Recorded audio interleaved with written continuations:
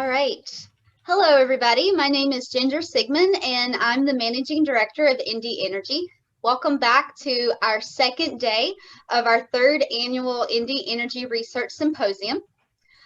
For those of you that are just joining us, our theme for this year is Waste to Energy, Reimagining the Possibilities.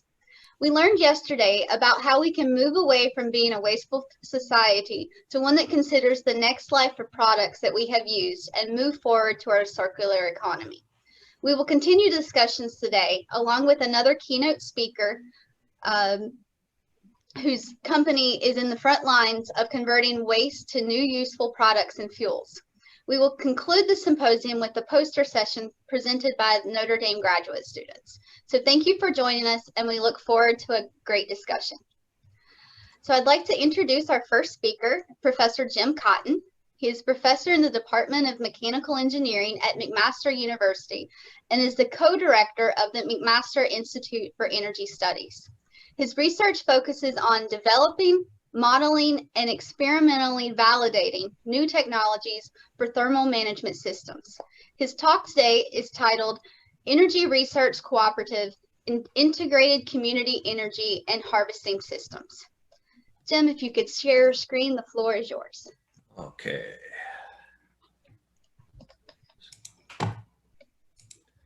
Now, can you see my screen? It should be the full screen. Can you see it okay? Yes, we're good. Yeah. Okay, and can you see my pointer as well? Yes. All right, great. Okay, thanks everyone. And before I begin, I just wanted to say I really enjoyed the presentations yesterday. You did a lot of the work for me, so I don't really have to go into why we need climate action. There was discussions about waste heat even, and I'm going to talk a little bit about that today.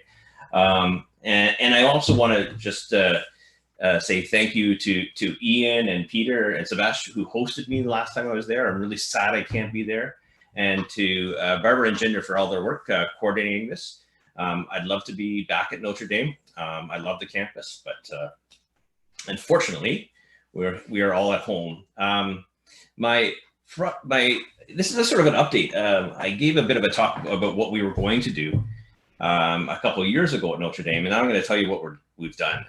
We've created a cooperative, and I'll explain what that is.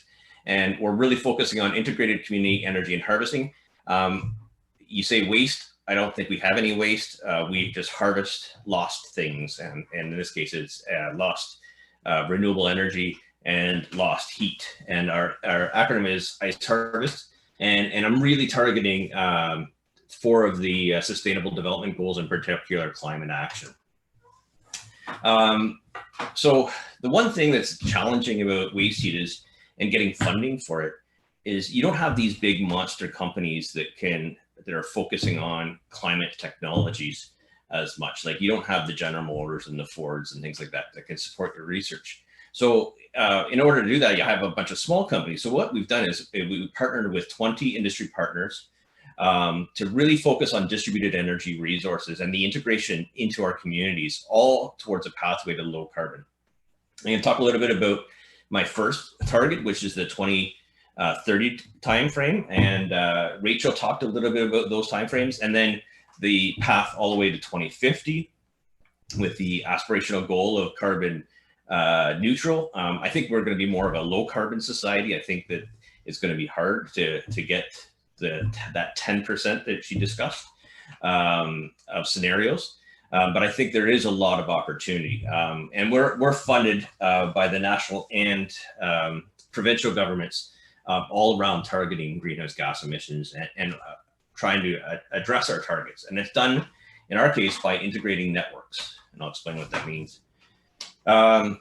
This is a schematic of my partners, my academic collaborators who really represent every discipline of engineering, and my industry partners, where we have local distribution electric companies, silo number 1. We have gas suppliers and bridge gas, silo number 2. We have district energy suppliers, silo number 3. We have geosource companies, silo number 4. And then we have designers and control systems. Our goal is to tear down these silos by working together as a team and create an integrated network on ice harvest systems. So when I talk climate action, Dr. Zhang talked about this yesterday. He gave a beautiful Sankey diagram of the position in the United States. 60% of our primary energy resources are lost.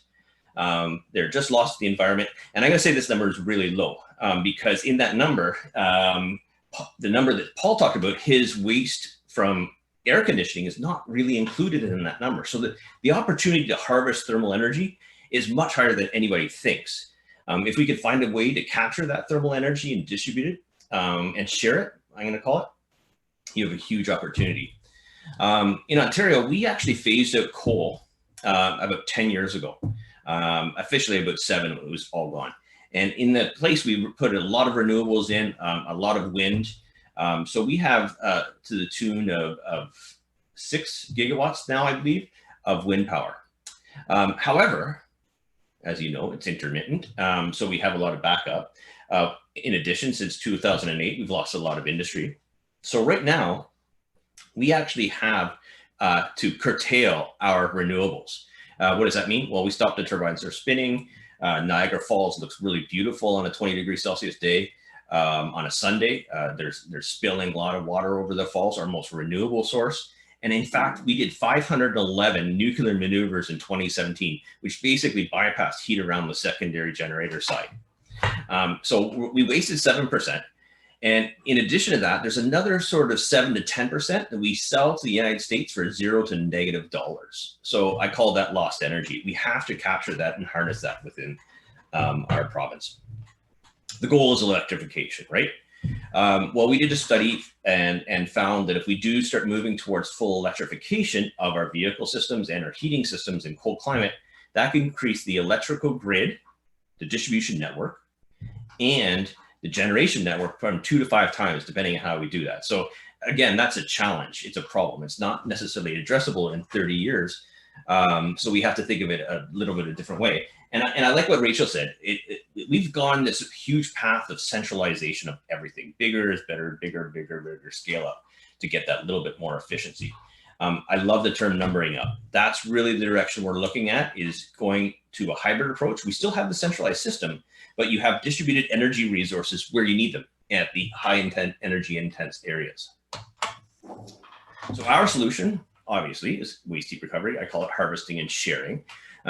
You won't share, you will sell it. There will microthermal energy transactions. You could use Bitcoin, for example, to make these happen. You can use blockchain. We're going to create electrical demands. What kind? Well, you know what? We're going to create thermal demands. We'll use heat pumps to do that. And all of this is done by integrating our energy networks. A joule is a joule. It doesn't matter if it's a joule for thermal energy, electrical energy, or vehicle energy. We just have to figure out how to move them around. And a part of that is integration of storage. And I'm going to talk a lot about electrical storage, but more importantly to me is thermal storage, because it's cheaper and we use a lot more thermal energy. So when I talk about distributed energy resources, I'm going to generalize it. If you go on the internet, the first thing you see is, when you see it, they talk about electricity, electricity, electricity. We're actually in the process of redefining this term and creating our own sort of Wikipedia page around its energy. Is thermal energy and electrical energy, and it's connected through local distribution systems and or a host facility. We're combining them both. Our ice harvest system interconnects multiple of these distributed energy resources, both thermal and electrical, and then optimizes the use of that through what I'm going to call microthermal distribution network. It's sort of like a distributed energy system, a district energy system, but a little bit different because it's controllable. The first and foremost priority in our agent-based controller is harvesting energy. Then we have controllable loads, typically at night. And we have the integration, and the new part of the research at Mac is we've now got we're purchasing a bidirectional vehicle and a 30 kilowatt bidirectional DC charger. And the whole focus of this is minimization of greenhouse gas emissions. This is the rendering of our system. And I'm going to just talk a little bit about this. This is my most expensive slide of all time to get this made. So I take a lot of time on it. What you see here is we're focusing on certain areas. I'm going to call them nodes or sites within our community. These are our community campuses. There's an arena, there's a pool, there's a library or something like that. The library probably has a data center in it now. It could have an apartment building next door. It could have other things. One thing that anchors all of these sites together is typically they're in the range of 0.5 meg to 2 megs in electricity demand consumption. And every one of these sites, either being a community campus or a grocery store over here, or a set of condos, has areas where there's a lot of waste heat. Our grocery store has refrigeration. They're dumping energy all the time. Our arena, this is Canada, right? So we have to play hockey, and that's almost every corner. You have an arena. You're constantly dumping out the cooling tower. And in our condos and apartments, there's grocery stores or there's restaurants that are constantly dumping energy. And so we target these areas. And if you go to a big box center and you've got your Home Depot and you've got your Lowe's and Costco, they're the same. It doesn't matter where you are in Canada or in the United States. You wouldn't be able to tell where you are. This is the same with our community campuses and 4 condo towers on a corner block. So what we've created is an energy management center where we have a lot of these. It's just an engine. I'm going to use, basically, we literally, in my case, I have an engine, but these would be maybe 2 transport truck engines that have been converted over to natural gas. And this is run basically only as a peaking power plant. So we're going to decentralize the gas generation, and we're going to use engines to do that. And there's a number of reasons why I've went with engines over turbines, but I can capture the thermal energy from that. I can distribute electrical energy and provide resiliency to my site. I can export that electricity to the grid because I am a peaking power plant. So I am offsetting gas that would have been generally generated centrally at somewhere between 30 and 40% efficient. And now, because I'm doing it locally, I can capture the thermal energy and I circulate that through a thermal network, and it's a 1-pipe distribution network. And it's exactly analogous to the electrical grid. The difference between my transformer is a heat pump. So when the engine's on, typically our system operates at about 60 degrees Celsius. So we can do direct exchange. But if it's off at nighttime, then we're taking energy that we would have stored during the day, and we can distribute that. But we're going to do that at a lower temperature because we're going to lower the temperature of our loop and then use our heat pumps and then create demand when typically there's excess demand, in particular due to wind. So we do this in a sort of an area that's maybe 1 kilometer in diameter, to maximum 5. And the reason that number is really critical, I want to be able to change and control the temperature within about a 15-minute period so I can accommodate changes to the grid. This arena, in this particular scenario, would be putting energy back into the thermal network at night and then giving it to the pool next door. The pool's taking, in this case, the data center. So Peter's data center could give me energy. I'm at 20, so you take that out and you distribute that. Now, this is how the system typically works. We have bidirectional chargers, we have stationary batteries, and we have an absorption cooling system.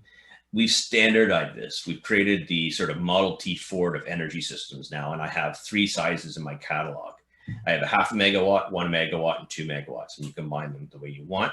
What is at the site is long-term thermal energy storage. So at our site at McMaster anyways, we have 66 boreholes that go 7 stories down. And we've heated this up now to 60 degrees Celsius last winter. And then, so we do this heated up in the summertime when we don't need the thermal energy in any of our buildings. And then we take that out of the ground and distribute it to our network. So this gives you an idea of what we're looking for in terms of an integrated energy system. The focus is on harvesting and creating loads for our renewables. So we become the operating system of the grid, and it's organized and operated by a distributed system operator, which is the local distribution company. So we built this system actually. So the rendering is awesome, but the $5.5 million facility that we built into this hatch building here actually has come to life when we were operational in the end of 2018. We ran it most of last year until COVID. It's my favorite place in the world.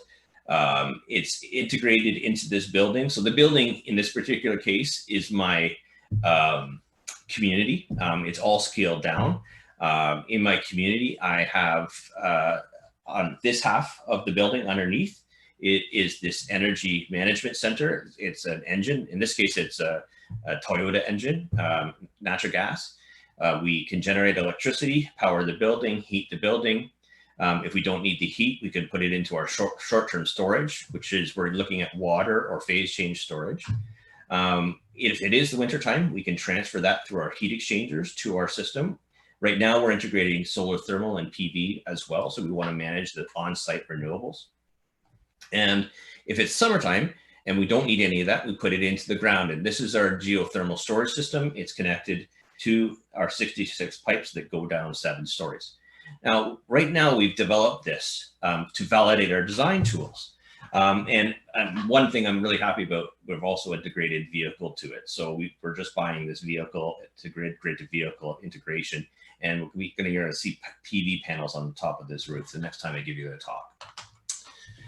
So our project right now is to develop a digital twin of the entire system. We've designed the system over the last 2 years, and essentially we know exactly what it's like. Right now we're in the position of optimizing it for flexibility. What I mean is this is my 3-size solution. It may be 5 sizes. So we want common scalable components. We want to containerize them and connect them like Lego. With the digital twin, we've got data from over 1,500 sites across the province. That's the advantage of having so many partners. And we are now trying to create a twin of the entire system using validated tools, because we have the research facility, that allow for siting, optimization, integration, and ultimately control. So this digital twin will be controlled by our optimizer, which is then integrated into an agent-based controller that modifies the distributed energy assets in the energy management center and the heat pumps at the sites. The ultimate goal is to look at the economics of this, to develop policies around those economics of that. We're getting essentially free energy. So how do you distribute that? And also looking at beyond just greenhouse gas emissions, what are the stack benefits acting as an integrated utility? Non-wired solutions for natural gas, non-pipe solutions. What is the optimized operation from a decentralized to a centralized approach to operating these systems? We've broken the project up into 4 main categories, and we have students all over those. The first is where to put these in our communities. So we're using a combination of energy data for 5 years, 15-minute increments on the electricity side. We have monthly data and some sub-meter gas data for over 1,300 buildings, and then some public data to round it up to about 2,000 buildings. Then we're developing the system. So the system is designed. Now we're working on optimization for flexibility. I don't want to have an optimum design for everyone. I want a containerized solution that'll work really well and be flexible. The big part of this is storage, both short-term and long-term thermal storage, and how that integrates with stationary batteries and vehicle batteries that are interconnected to the building. And ultimately, the big picture is our control strategy and how do we optimize that for different types of operations, economics. But what I care about is greenhouse gas emissions. One thing I will say maybe here is right now I'm using an engine, but I also have a colleague working on fuel cells with carbon capture. So I really liked the presentations yesterday, and another colleague working on small modular nuclear reactors. So as sort of the 2050 displacement of my engines. Our first tool is on siting. We have collected, I would say, one of the biggest databases of real energy data from buildings. We are using that data to classify and archetype the different types of buildings. We create an anchor in our communities around a wholesale grocery store, an indoor rink, a data center. And then we look to cluster buildings around a bit of half a kilometer to 2 kilometer radius.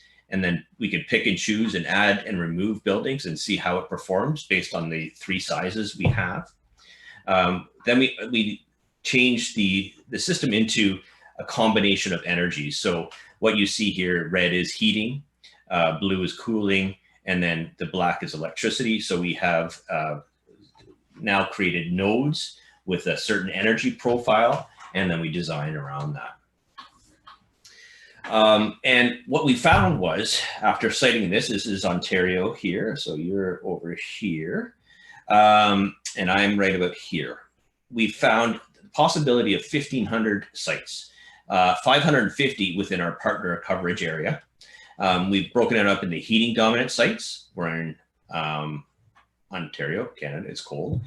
We do have some cooling dominant sites. Those are probably mostly arenas or grocery stores or close to each other, and we have some balanced sites. Well, that means that the heating and cooling demands on average over the entire year, summed over the entire year, are balanced. So we found these sites, and now we're going to decide where to put them specifically and how to design them. This is a sort of a schematic representation of our site and what's included in it. We start off with a CHP. Right now we're using a natural gas engine, fuel cell on natural gas. It could be SMR. We always have a backup boiler integrated into it. Hopefully we can eliminate that depending on operation. We have possible heat pumps that interconnect the different pipes. So we have these 3 circular loops depending on what we have. So these are flow independent depending on our time constant we need. And then every one of these assets has their own flow. And then we have long-term storage as well. So we have this, and actually we've patented this, the entire system. And it's connected through a heat exchanger or multiple heat exchangers to each loop to a thermal network. And this is a microthermal network. It's sort of like a 5th generation district energy system, but much smaller and controllable.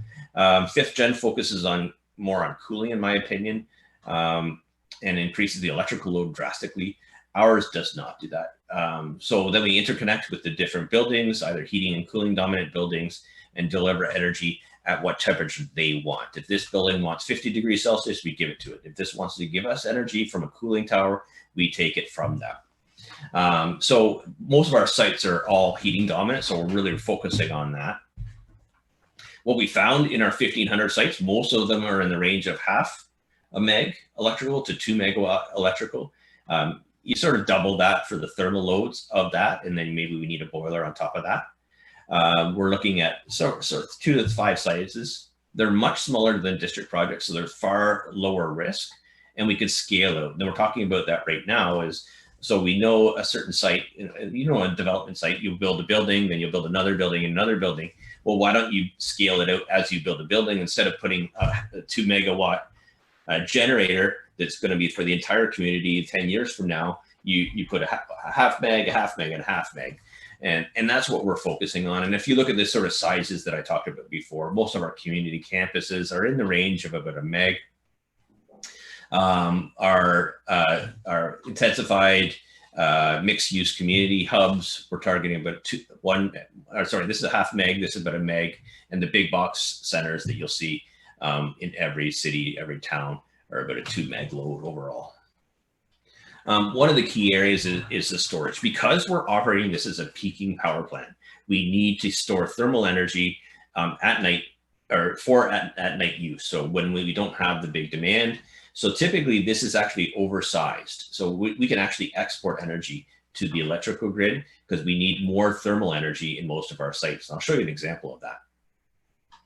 So we're looking at storage, but you can imagine thermal storage can be very big in terms of volume. So we're looking at microencapsulation of phase change materials, and we're building that right now in our facility. It reduces the size of every one of these tanks by about a factor of 3.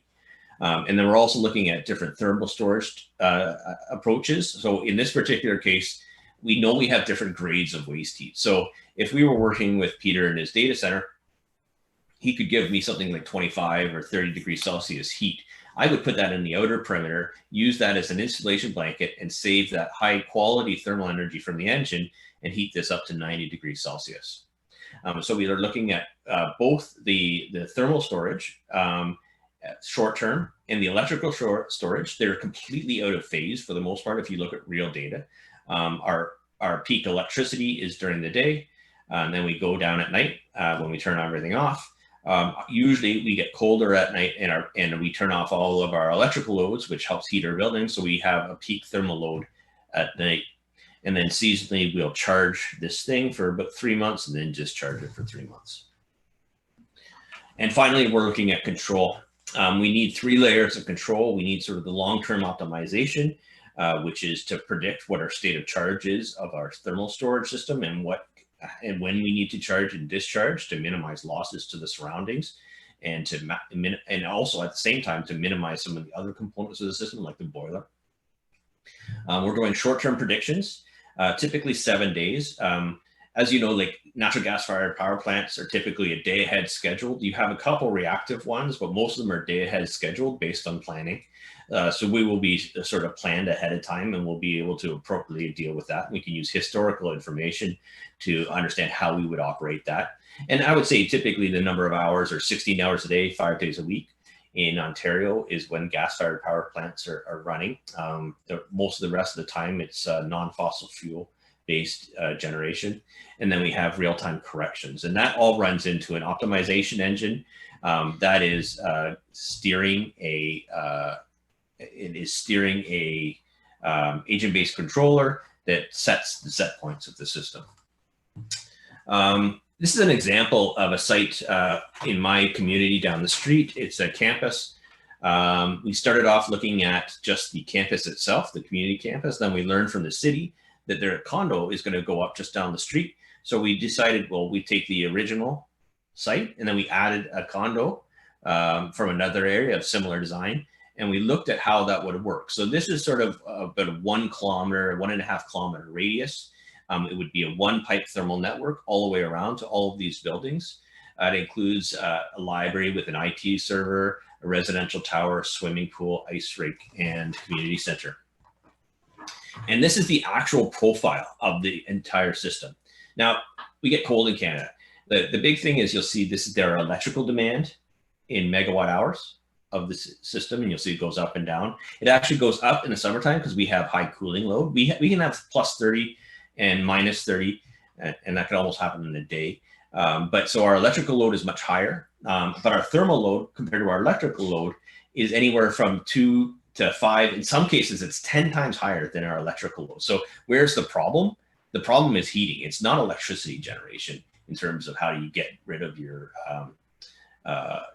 building loads. And Rachel showed that actually from the building and energy. If you looked at that in Canada, our building sector greenhouse gas emissions are much higher. I think our electricity is about 9% and our building is close to 45%. And that's all because we heat our homes with natural gas. Now, if we were to look at just sharing between buildings, taking that energy from that data center, taking it from the arena, we would be able to reduce our gas demand to this green line right here. Now, in order to do that, the quality is not there. Peter mentioned that yesterday, the quality is sort of not there. So what do we use? Well, we use a heat pump, and that increases the electricity.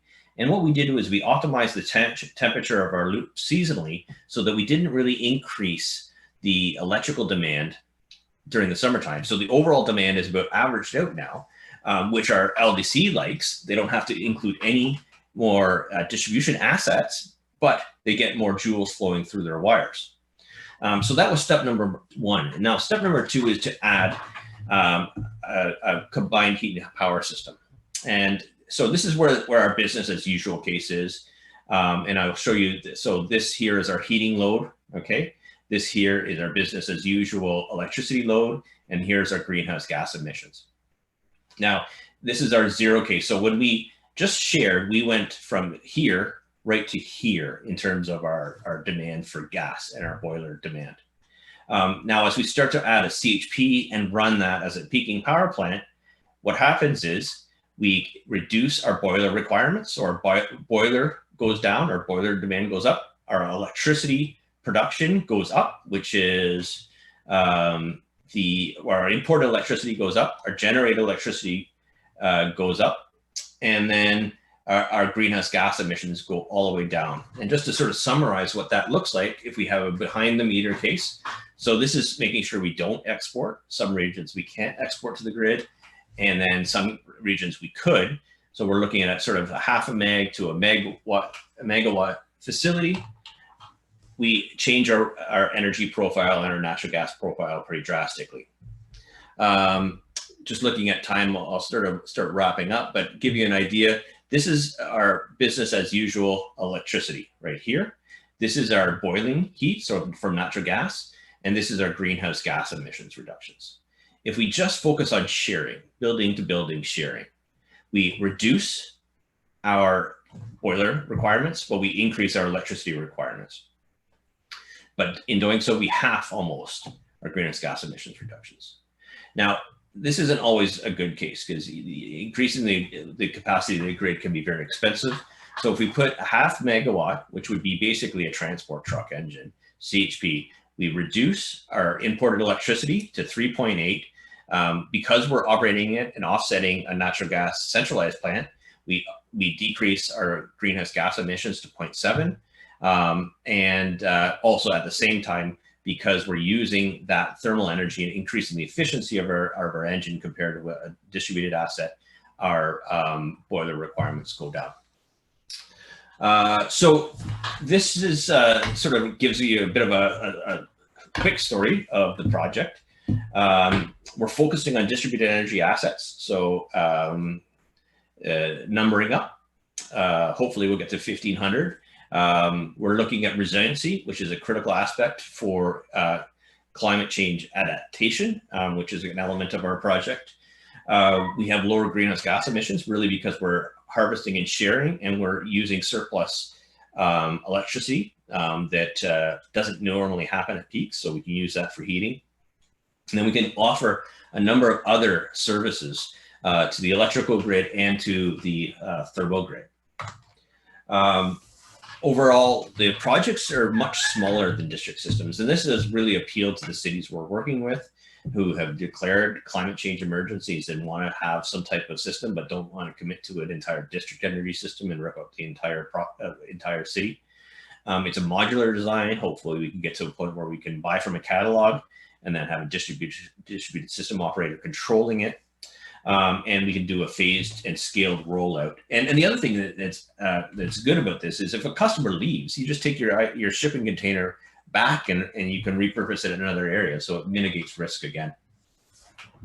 If we were to get to these approximately 1,000 installations by 2030, and we took a typical site, this is a different site than I talked about, this is a bigger site with a 1.5 megawatt.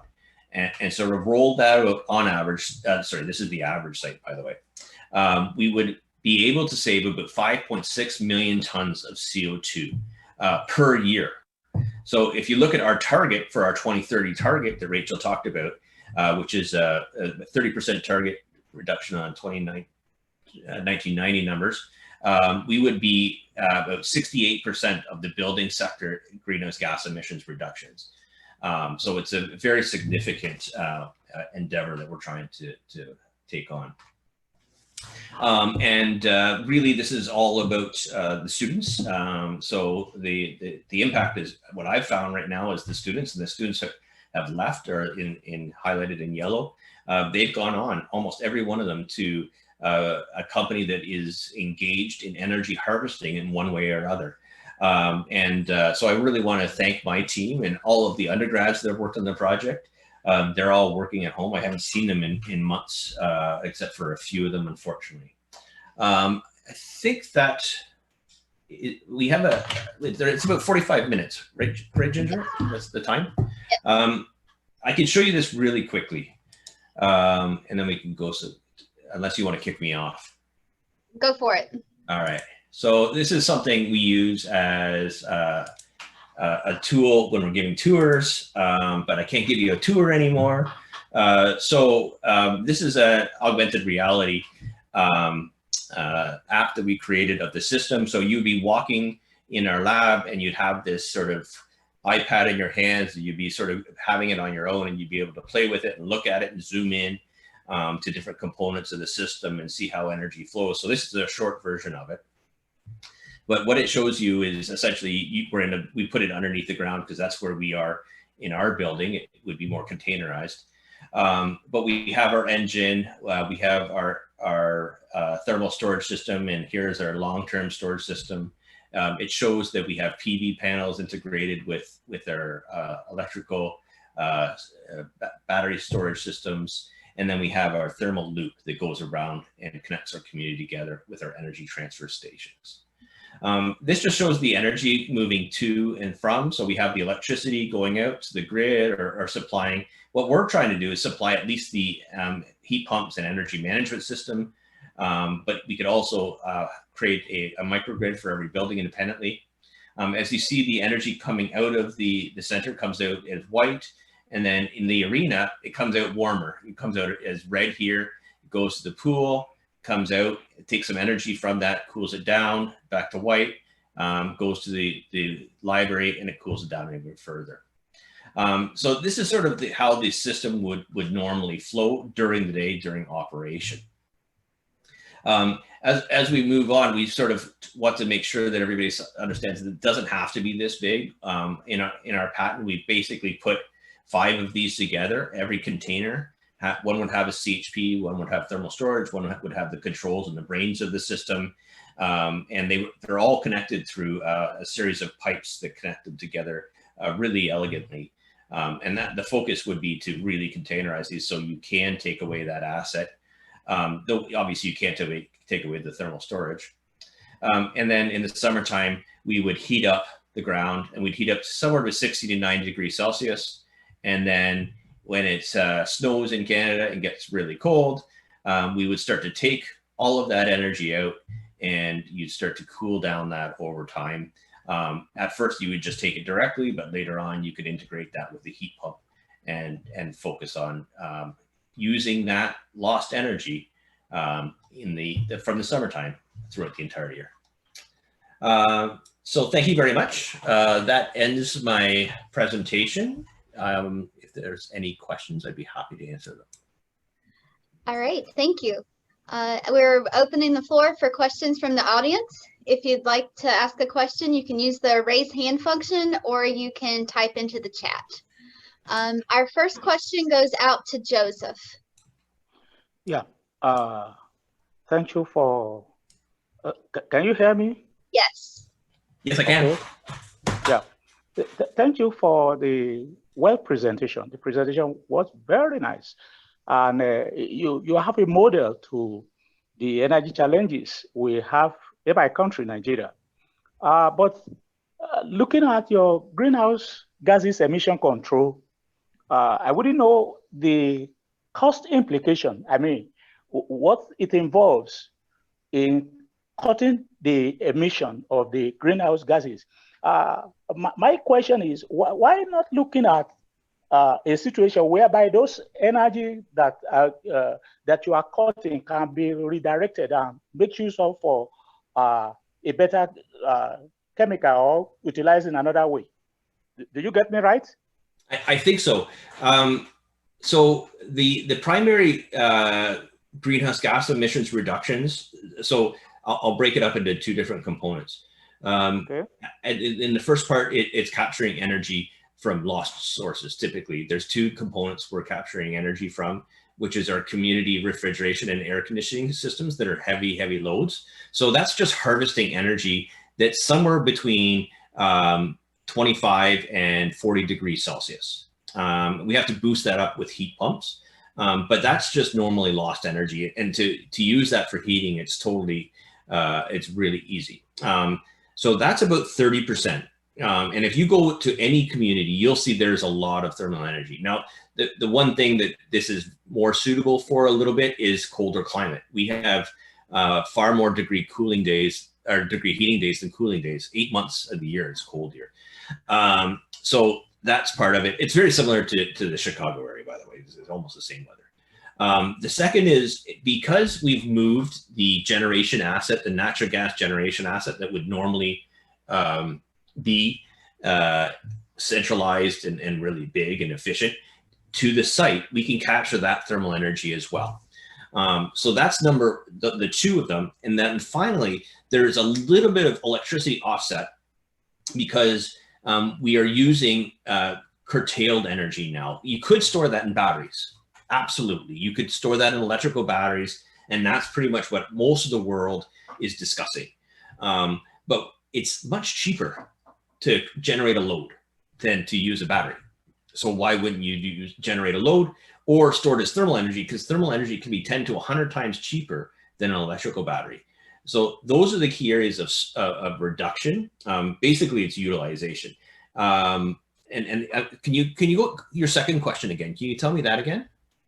I mean, the second question is why not, instead of controlling because of the cost implication of controlling the emission of those the greenhouse gases, why not looking for a way of utilizing them for another purpose instead of just controlling them? You use them as a feedstock for another for the production of other value-added chemicals. Oh, that's an amazing job. There's definitely opportunities to cascade this even further. So from the electrical side, from the electrical energy, absolutely, that's something that should be totally done.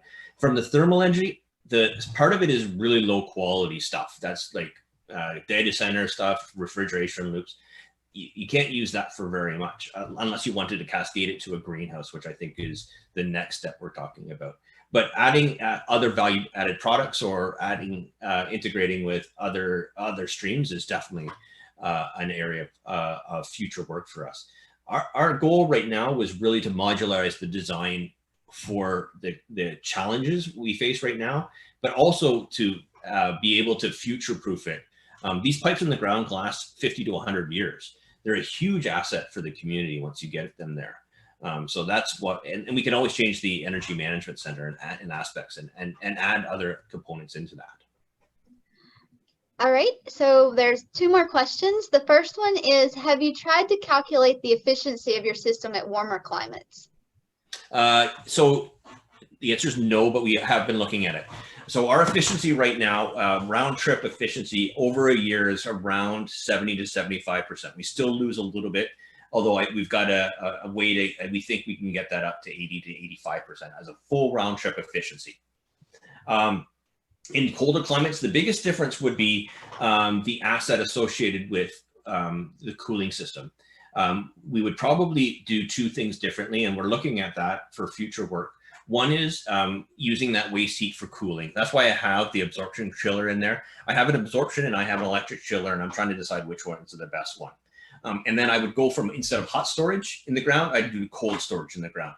And I think I could get similar efficiencies, maybe a little bit higher electrical loads. That's the one thing that would probably need to go up a little bit to do that is the electrical load, but I would do almost everything the same. And that's why we have that cold. So in Canada right now, our heating dominant focus, but we are looking at about 20% of our sites are balanced or are cooling dominant, which would be, you'd see more in the States and in other areas, southern states. All right, and the final question will come from Ian Lightcap. Hey, Ian, nice to see you. Hi, Jim. Great talk. I love hearing about this project. So I was just wondering if the facility you guys installed there, if you've had enough of like a solid year's worth of runtime to compare how it actually did versus, I'm assuming you modeled how it should do and how that went. No. So what's happened? What happened? What we were doing is we were sizing up every component independently and developing independent models. And I really talked about this, by the way. Our digital twin is in Modelica Dymola. I don't know if anybody else uses that. So we're using 3 different levels of analysis. So we've created the entire system in Dymola, which is a system modeling software for electrical and thermal. We've also done it in Transys, and there's reasons why we've done it 2 different ways. One is to create a digital twin and impose our control systems, and the other one, Transys, is what we're using to optimize the design for flexibility. They just have different capabilities, and I have different students working on that. So the answer is no, and mainly because they made me shut it down in March. when COVID happened and I wasn't allowed on campus. So I had to let all of the heat dump out of the system. Oh. And really because we shut down and lost everything, we decided we're going to do all of the upgrades right now. So what we've done is we modeled and created the components of every single individual, but we haven't operated it the way we want to. But yeah, that's our ultimate goal. We want to operate this. And the nice thing is that I can shut down my facility because it's totally connected to the central system. So they can take over and heat the building and cool the building. But they just made me close it. So I lost all my energy. It was sad. And the other thing is, because we don't have enough staff there, it's essentially a power plant. We can't have staff there all the time. They're hesitant to get us going in the sort of rising COVID era. So hopefully our goal is actually in January, we're going to start everything up again, and we'll be starting to run it next year as a full system. All right. Thank you very much. Great talk. Thank you. I'll stop sharing. All right. Okay. So